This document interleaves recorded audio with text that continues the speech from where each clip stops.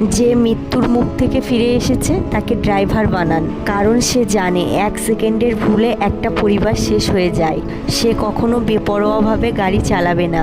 যে নিঃসন্তান থাকার যন্ত্রণা সহ্য করেছে তাকে গাইনোকোলজিস্ট বানান, কারণ সে শুধু চিকিৎসা করবে না, সে জানে একটা খালি কোল ভরানোর আনন্দ কী।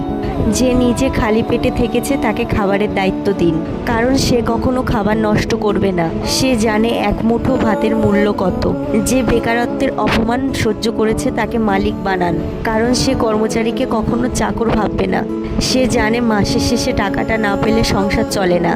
যে বিশ্বাস করে ঠকেছে তাকে বিচারক বানান, কারণ সে বই দেখে রায় দেবে না, সে মানুষের কষ্ট দেখে ন্যায় বিচার করবে।